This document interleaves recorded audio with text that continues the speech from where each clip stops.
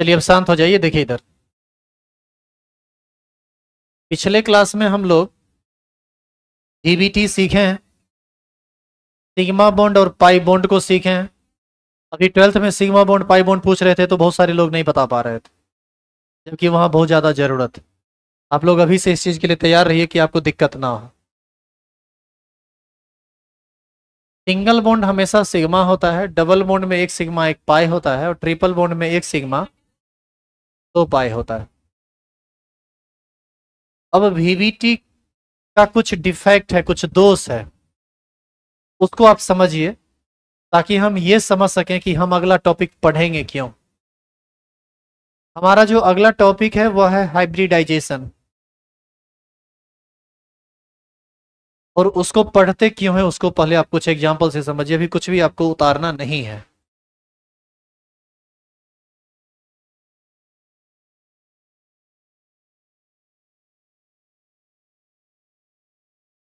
जिस वीवीटी का यूज आप पीछे के कुछ एग्जाम्पल में किए हैं, उसी का यूज आप CH4 के लिए यदि करें तो क्या क्या मिलेगा आप उसको समझो। हाइड्रोजन का एटॉमिक नंबर, कॉन्फ़िगरेशन 1s1। बताइए इसमें S में ही ना एक इलेक्ट्रॉन, CH4 में सेंटर में कौन रहता है? कार्बन। कार्बन का एटॉमिक नंबर,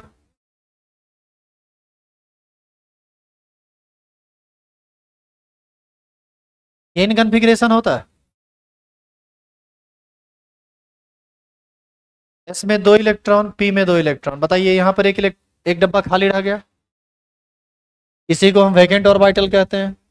और आपको यह भी याद होगा कि कार्बन हमेशा एक्साइटेड स्टेट में बॉन्ड का फॉर्मेशन करता है, तो ये इलेक्ट्रॉन निकल के यहाँ जाएगा। S में कितना इलेक्ट्रॉन? एक। और P में चार इलेक्ट्रॉन अनपेयर्ड, चारों का चारों बॉन्ड फॉर्मेशन में भाग लेगा, यानी ओवरलैपिंग में भाग लेगा अकॉर्डिंग टू वीवीटी। ये है S, एक होगा PX, एक होगा PY और एक होगा PZ। और यहां पर क्या है? S। हाइड्रोजन कितनी संख्या में है? चार। तो इस तरह का चार बात होगा ना, हाँ या ना? अब देखिए, एक S के साथ ओवरलैपिंग करके बॉन्ड बना देगा, तो कार्बन हाइड्रोजन के साथ S और S ओवरलैपिंग से बॉन्ड बनेगा। दूसरे हाइड्रोजन का S PX के साथ ओवरलैपिंग करेगा, S और PX के बीच में बॉन्ड बन जाएगा। बाकी का भी दो हाइड्रोजन अपने S के साथ, एक PY के साथ और एक PZ के साथ बॉन्ड का फॉर्मेशन करेगा। तो इसके अनुसार अकॉर्डिंग टू वीवीटी, अभी जो जो हम बोले थोड़ा रफ में कर रहे हैं, क्योंकि ये उतारना है नहीं, नॉर्मली समझना है। फैन बंद कीजिए यार, बहुत हल्ला कर रहा है, बोलने में नहीं हो रहा है। बंद करो जाओ, सब बंद करो। वहां से E+L ऑफ कीजिए, तो नीचे प्लग वाला स्विच ऑफ करो, तो ऑफ करो, ऑफ करो।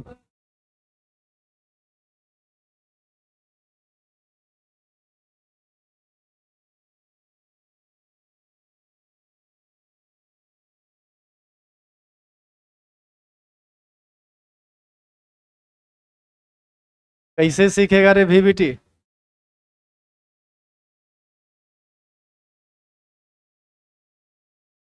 एनम क्या ना होगा?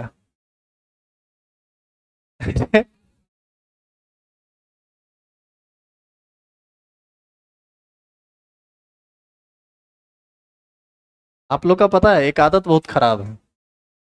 कौन सी आदत पता है? अरे बंद करो। वो E+L भी और प्लग के बगल वाला भी। हाँ ऑफ करो। अब बताते हैं आपका आदत क्या खराब।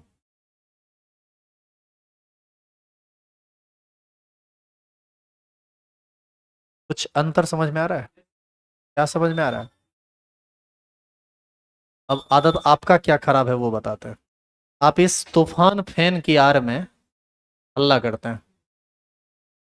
जितना पंखा हल्ला करता है ना, उसका डबल आवाज आप लोग निकालते हैं, और इस वजह से हमको बहुत जोर जोर से बोलना पड़ता है। और हम इतना एग्जॉस्ट होते हैं पढ़ाने में कि पढ़ाने का मन नहीं करता इस टाइम तक आते आते। बाकी के बैच में ये बात नहीं है, आपके बैच में, जबकि बाकी के बैच में आपसे कम से कम 4 से 5 गुना ज़्यादा स्टूडेंट, बावजूद इसके उसमें हल्ला नहीं होता है, ऐप में हल्ला होता है। अभी आप ही ने कह रहे थे कि हमारा आवाज़ डाउन चल रहा है। डाउन नहीं चल रहा है, आवाज़ आवाज़ जो अभी चल रहा है वही उस समय भी था, बस उस समय आप सुनाई आपको नहीं पड़ रहा था। एनर्जी भी लूज नहीं है, वो सब ठीक है। आप लोग हल्ला इतना ना करते हैं कि इतना मतलब बोलने का मन भी तब नहीं ऐसे में करता। आज के बाद इस बैच में कोई बड़ा फैन नहीं चलेगा, आने के साथ ही सब फैन ऑफ कर देगा। अरे F2 F3 ऑन करो, F3। हाँ अब सीख गया, अब तुमको आ गया, ताली बजा रहे हो, उसको स्विच बजाने आ गया, उसको स्विच ऑन ऑफ करने अब आ गया। देखा, रुपया दिया है तो कुछ सिखा ना रे, केमिस्ट्री सीखे ना सीखे।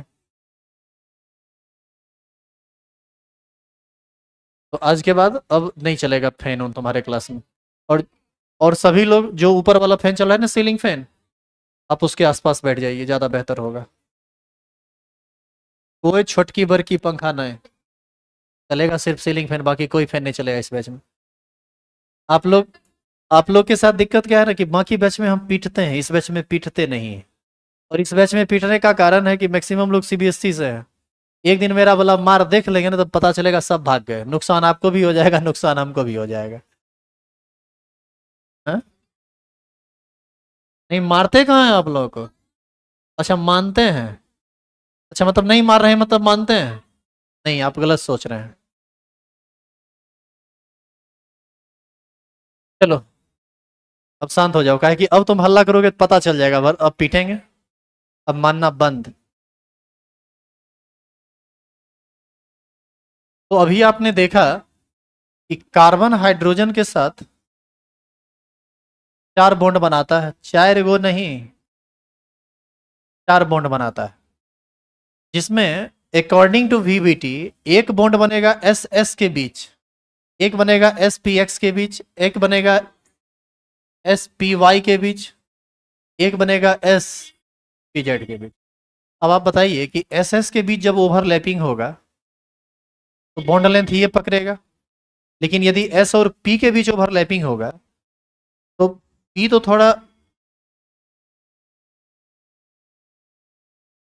थोड़ा लंबा आकृति का होता है, तो यहाँ पर कार्बन और हाइड्रोजन के बीच कुछ ऐसा बॉन्ड बन जाएगा।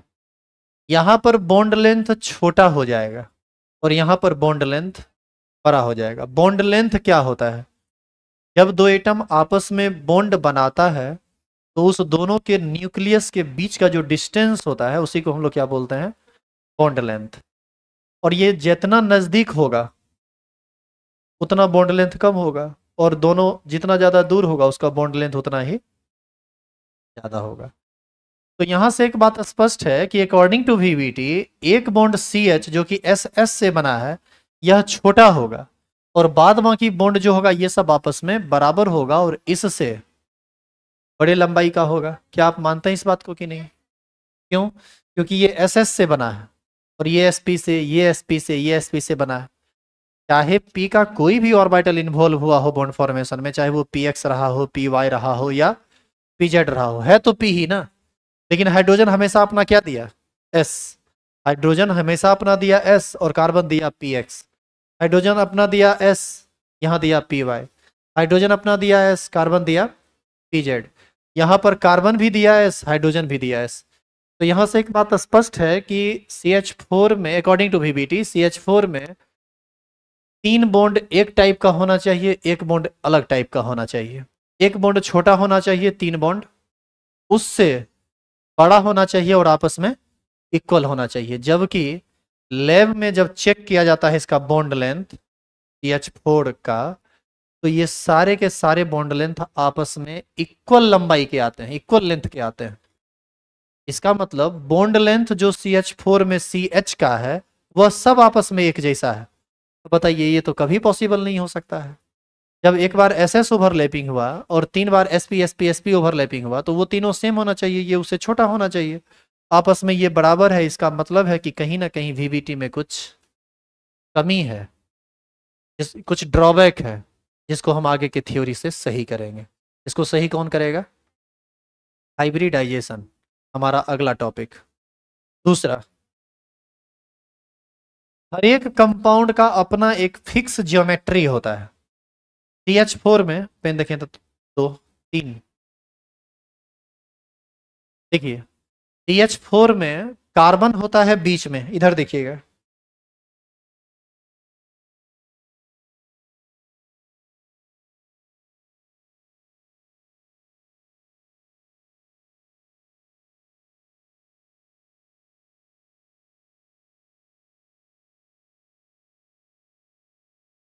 यहां देखेंगे, ये सेंटर में यहां पर कार्बन है, ठीक है, मान लीजिए कि सेंटर में क्या है, कार्बन, और ये पेन है बॉन्ड, सिंगल बॉन्ड। तो कितना बॉन्ड बनाए हुए है ये, चार, है ना, चार बॉन्ड बना हुआ।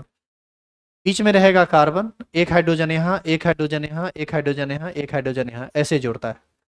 और इसी शेप का नाम होता है टेट्राहेड्रल शेप। नाम आप जरूर सुने होंगे। डायमंड में यही चतुष्फलकीय आकृति होती है जिसको हम लोग इंग्लिश में टेट्राहेड्रल कहते हैं। ऐसी आकृति होती है।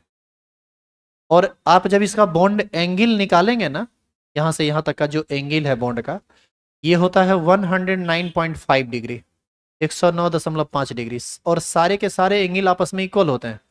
ये एंगल, ये एंगल, ये एंगल, जितना भी एंगल बन रहा है ना। अच्छा, एक और चीज देखो, इसको हम किसी तरह से उलट पुलट करके दिखाए ना, तुमको ये स्ट्रक्चर हमेशा समान दिखेगा। बस हंसी लग रहा है ना, क्वेश्चन पूछेंगे, नहीं बताने पर है वो ऑफिस में है, उसका उसका खुल के यूज किया जाएगा। बड़ा इंपॉर्टेंट टॉपिक स्टार्ट हो गया, ध्यान दीजिएगा। इस स्ट्रक्चर को हम कैसे भी रखें ना, ये तुमको एक जैसा ही दिखेगा। इसी स्ट्रक्चर को हम क्या बोलते हैं, टेट्राहेड्रल स्ट्रक्चर। तो वास्तव में CH4 का स्ट्रक्चर ऐसा होता है। VVT जिन साइंटिस्ट के द्वारा दिया गया, उनसे पूछा गया कि बताइए कि लैब में हम देख रहे हैं कि इसका स्ट्रक्चर टेट्राहेड्रल होता है, और यदि हम आपके अकॉर्डिंग चलें, मतलब अकॉर्डिंग टू VVT, तो इसका स्ट्रक्चर कुछ ऐसा दिखेगा। अब बताओ कि PX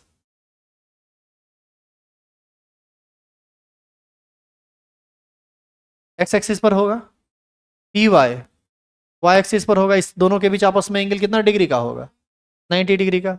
PZ उसके बीच भी एंगल कितना होगा, 90 डिग्री।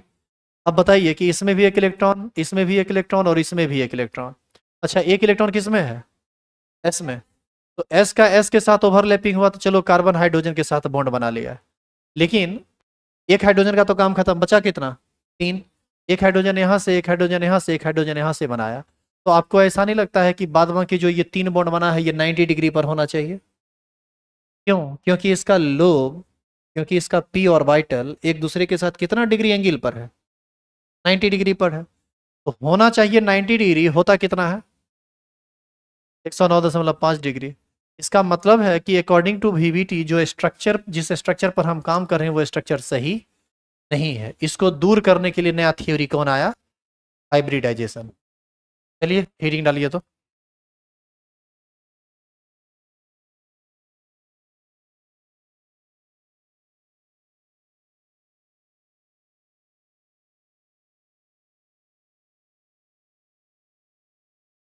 लगा देना VVI।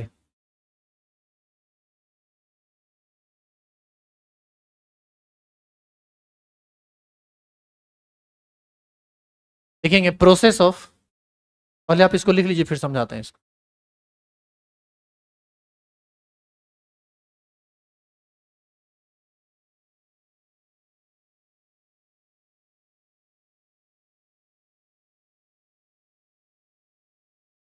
Process of mixing of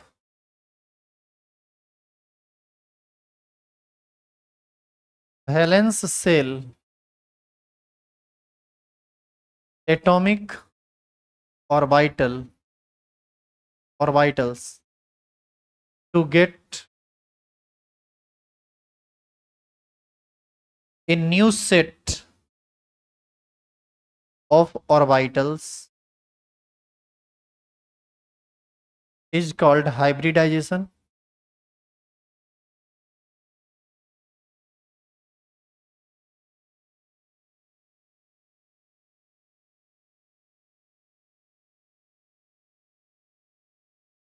and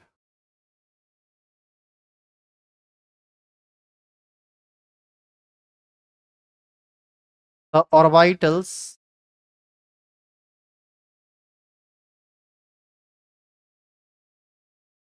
formed after hybridization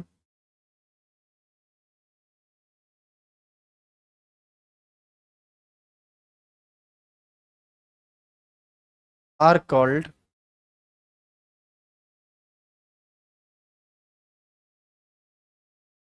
hybrid orbitals. इसको इंडिकेट किया जाता है HO से।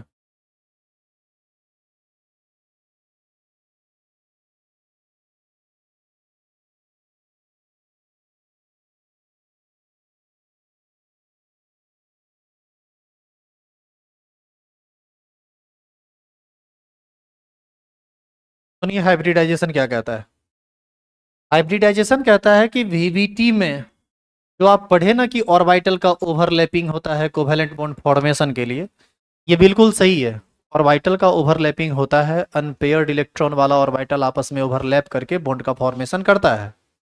लेकिन इससे पहले एक प्रोसेस होता है जिस प्रोसेस के बारे में VBT कोई चर्चा नहीं किया, उसी का चर्चा हुआ है किसमें, हाइब्रिडाइजेशन में। अब हाइब्रिडाइजेशन सुनिए, ओवरलैपिंग से पहले एक प्रोसेस होता है। कौन सा प्रोसेस होता है? एटम के आउटर मोस्ट सेल में, सेंट्रल एटम के आउटर मोस्ट सेल में जो ऑर्बिटल होते हैं वो डायरेक्ट ओवरलैपिंग में इन्वॉल्व नहीं होता है, वो पहले आपस में मिक्स होता है।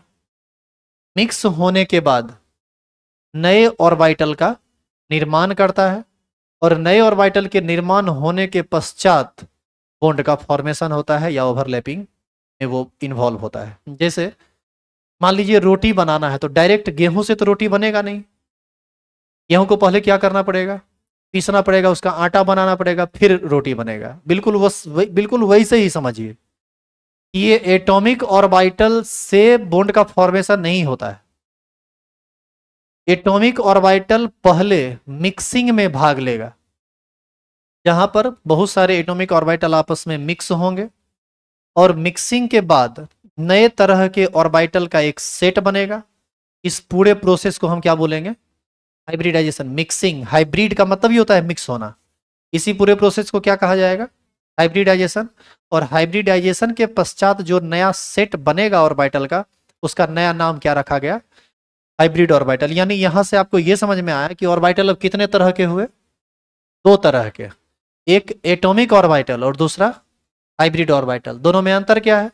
एटॉमिक ऑर्बिटल वह ऑर्बिटल हुआ जो अभी तक मिक्सिंग में इन्वॉल्व नहीं हुआ है। जैसे S में 1 होता है, P में 3 होता है, PX PY PZ, D में 5 होता है, DXY DYZ DZX DX² Y² और DZ²। ये सब हुआ atomic orbital.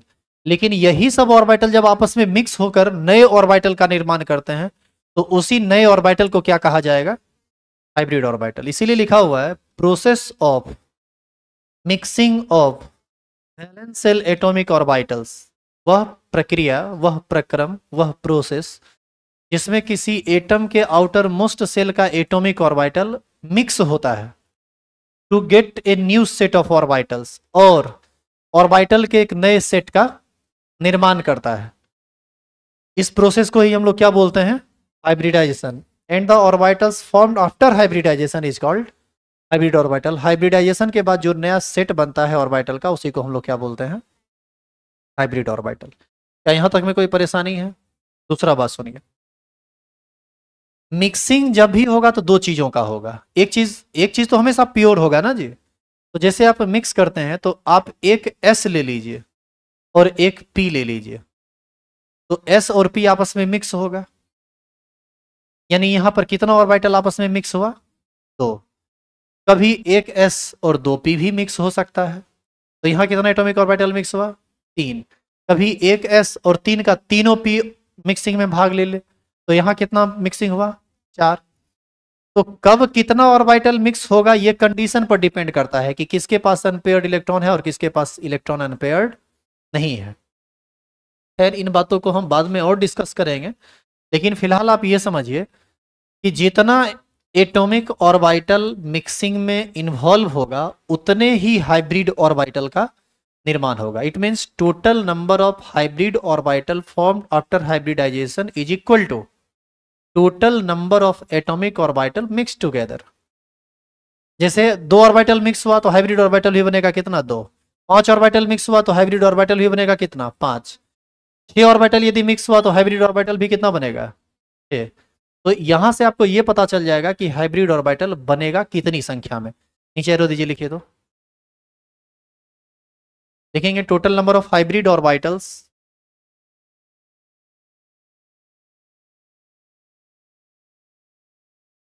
Total number of hybrid orbitals formed after hybridization, total number of hybrid orbitals formed after hybridization is equal to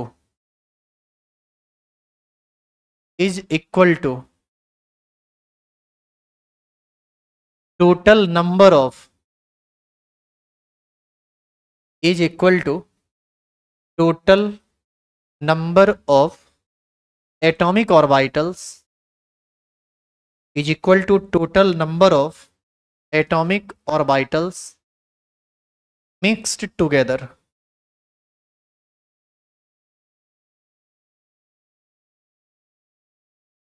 जितना orbital आपस में मिक्स्ड होगा उतने ही हाइब्रिड ऑर्बिटल का निर्माण होगा आफ्टर हाइब्रिडाइजेशन। क्लियर है ये?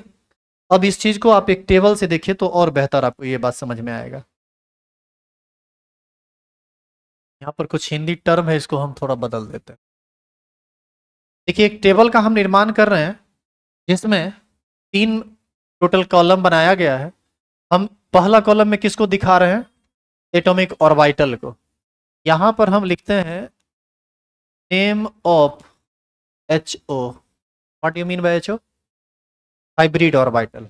और यहां लिखते हैं नंबर ऑफ HO, मतलब हाइब्रिड ऑर्बिटल की संख्या। सुनिए, जिस तरह से एटॉमिक ऑर्बिटल का नाम होता है S, PX PY PZ, DXY DYZ, पढ़े थे ना ये सब। अरे P में, P सब ऑर्बिट में तीन ऑर्बिटल होता है, PX PY PZ, ये सब नाम ही है ना। तो जिस तरह से एटॉमिक ऑर्बिटल का नाम होता है ठीक उसी प्रकार हाइब्रिड ऑर्बिटल का भी नाम होता है। और ये नाम भी मिक्सिंग के आधार पर रखा गया है। और सब बातों को समझते हैं। अब जैसे मान लीजिए कि किसी एटम के आउटर मोस्ट सेल का एक S और एक PX, दो ऑर्बिटल आपस में मिक्स हुआ, कम से कम तो दो गो ऑर्बिटल मिक्स होगा। तो जो हाइब्रिडाइजेशन होता है और जो हाइब्रिड ऑर्बिटल बनता है उसका नाम क्या होता है, sp। और अभी तुरंत आप लिखे हैं कि total number of hybrid orbital formed after hybridisation is equal to total number of atomic orbital mix together.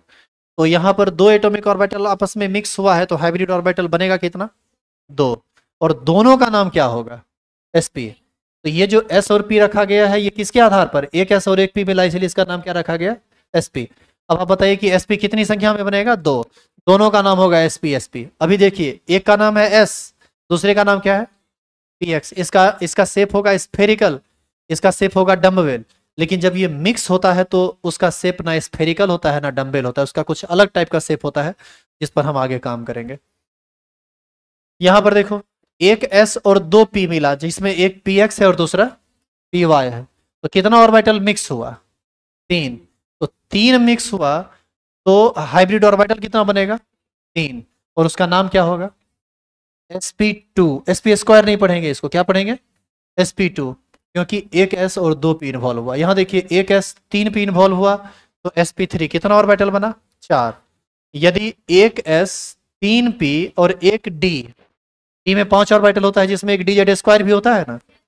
तो एक S px py pz और dz स्क्वायर आपस में मिले तो पांच ऑर्बिटल आपस में मिक्स हो गया। तो ये कहलाएगा एक S तीन P और एक D के लिए sp3d। टोटल कितना बनेगा, पांच।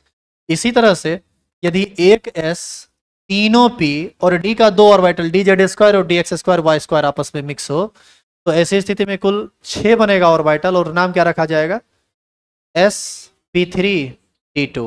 और इसी तरह से 3d आपस में इन्वॉल्व हो जाए, एक s 3p 3d, तो उसका हाइब्रिडाइज्ड ऑर्बिटल का नाम हो जाएगा sp3d3। यह हाइब्रिडाइजेशन होगा sp3d3, और कितना हाइब्रिड ऑर्बिटल बनेगा, 7। अब इसी तरह से आप सोच रहे होंगे कि 7वां भी बन जाए, एक s 3p 4d इन्वॉल्व हो जाए, तो ऐसा होता नहीं है। क्यों नहीं होता है? ऐसा इसलिए नहीं होता है कि जिस एटम के आउटर मोस्ट सेल में 8 इलेक्ट्रॉन रहेगा, वही 8 गो ऑर्बिटल को मिक्स करवाएगा, और जिसके आउटर मोस्ट सेल में 8 इलेक्ट्रॉन होता है वो सब नोबेल गैस है, वो बॉन्ड का फॉर्मेशन नहीं करता है। तो मैक्सिमम 7 तक ही आएगा। आई बात समझ में? इनऑर्गेनिक केमिस्ट्री में एक और हाइब्रिडेशन आप पढ़िएगा DsP2, लेकिन उसकी जरूरत अभी आपको नहीं है, वो आप 12th में पढ़ेंगे, इसीलिए हम उस पर अभी कोई डिस्कशन नहीं कर रहे हैं। क्या यहाँ तक आपको समझ में आया? रुक जाइए, अभी एकदम रुके रहिए, टेबल ओबल उतारना नहीं है, पहले आप सुनिए। एक एस एक पी भाग लिया तो हाइब्रिडाइजेशन sp, हाइब्रिड ऑर्बिटल कितना बना, 2। एक s 2p भाग ले तो sp2, हाइब्रिड ऑर्बिटल कितना, 3। एक s 3p भाग ले तो sp3, 4 बनेगा। एक s 3p 1d भाग ले तो sp3d, 5 बनेगा। एक s 3p 2d भाग ले तो sp3d2, 6 बनेगा। एक s 3p 3d भाग ले तो sp3d2, 7 बनेगा। sp3d3 सॉरी, 7 बनेगा। क्या है यहाँ तक कोई परेशानी है? अब आगे की बात सुनिए। पहला में जो मिक्सिंग हुआ था उसमें एक s और एक px मिक्स हुआ था। इसका शेप कैसा होता है, स्फेरिकल, और p का शेप डम्बल। चूंकि px है तो x के डायरेक्शन में दिखाएंगे। ये दोनों जब आपस में मिलता है तो मिलने के बाद जो हाइब्रिड ऑर्बिटल बनता है उस दोनों का नाम क्या होता है, sp और इसका शेप ऐसा होता है, एक लोब होता है छोटा और एक लोब होता है बड़ा। और आप ध्यान से देखिए, दोनों की आकृति, दोनों का शेप बिल्कुल सेम है। क्या देख पा रहे हैं आप? अगला हाइब्रिडाइजेशन देखिए, एक s और 2p मिला, यानी spx और py। इसके मदद से जो हाइब्रिडाइजेशन बना, हाइब्रिड ऑर्बिटल बना, उसको हमने क्या कहा था, sp2। अब देखिए कितना sp2 बनेगा, 3 sp2 बनेगा, sp2 sp2 sp2। आप यदि ध्यान से देखेंगे तो थोड़ा बताइए तो क्या क्या आप अंतर देख पा रहे हैं और क्या समानता देख पा रहे हैं? ये वाला शेप और ये वाला शेप आपस में समान है, मतलब सारे हाइब्रिड ऑर्बिटल सेम शेप के होते हैं, एक लोब छोटा और एक लोब बड़ा होता है। जैसे आप पढ़े ना कि एस जो होता है स्फेरिकल होता है, पी डमरू के जैसा होता है, डी 2 डमरू के जैसा होता है। लेकिन हाइब्रिड ऑर्बिटल के साथ ऐसा बात नहीं है, सारे हाइब्रिड ऑर्बिटल का शेप आपस में बिल्कुल एक जैसा होता है, लेकिन एक अंतर होता है, अंतर होता है उसके साइज में। आप ध्यान से देखिए, इस दोनों का साइज आपस में समान है, इस तीनों का साइज आपस में समान है, लेकिन इस तीनों का साइज इस दोनों के साइज से बड़ा है।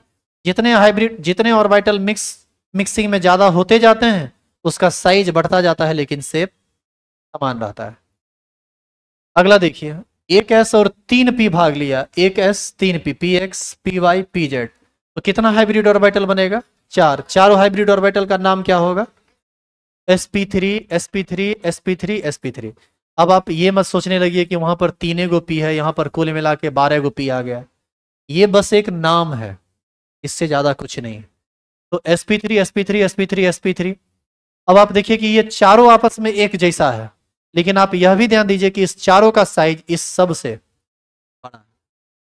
यानी हम जैसे जैसे हाइब्रिडाइजेशन में आगे बढ़ते जाते हैं वैसे वैसे साइज बढ़ता चला जाता है, लेकिन शेप सबका सेम रहता है। सेम हाइब्रिडाइजेशन वाले ऑर्बिटल आपस में साइज में भी समान होते हैं, शेप में भी समान होते हैं, एनर्जी में भी समान होते हैं। क्या क्लियर है यहाँ तक? अब यदि हम इस तरह से बनाते रहें तो पता चलेगा कि हम फिर अब 5 गो वाला बना रहे हैं, तो जरूरत कहाँ है उसका। जिस तरह से आप sp को समझे, sp2 को समझे, sp3 को समझे, क्या इसी तरह से sp3d नहीं समझ लेंगे? s का शेप होगा डमरू के जैसा, सॉरी s का शेप होगा स्फेरिकल, p का शेप होगा डम्बेल जैसा, टी जेड स्क्वायर का शेप आप पीछे पढ़े हुए हैं ना, लेकिन सब आपस में मिक्स होगा तो फिर ऐसा ही ना बनेगा। बस अंतर क्या होगा कि उस पांचों का आकार आपस में समान होगा, लेकिन इस चारों से बड़ा होगा। तो उसको दिखाने की जरूरत हमारे ख्याल से नहीं है। क्लियर है यहाँ तक? इसीलिए लिख दिया गया आगे एंड सो ऑन। आगे का हमारा टॉपिक होगा सम इंपॉर्टेंट पॉइंट्स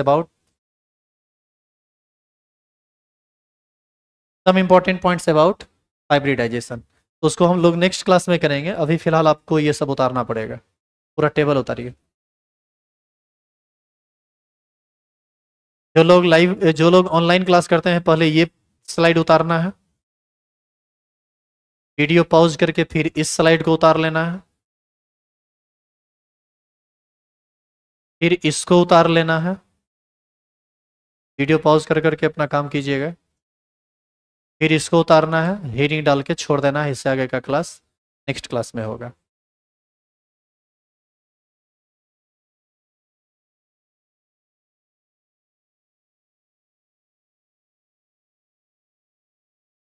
वैसे ये बात बार बार बोलने की जरूरत तो हम नहीं समझते हैं, लेकिन केमिकल बॉन्डिंग के सबसे इंपॉर्टेंट पार्ट में आप हैं।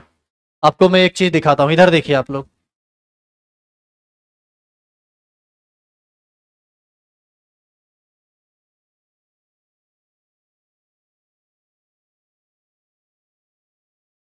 एक चीज देखो, यहाँ नोट में क्या लिखा हुआ है।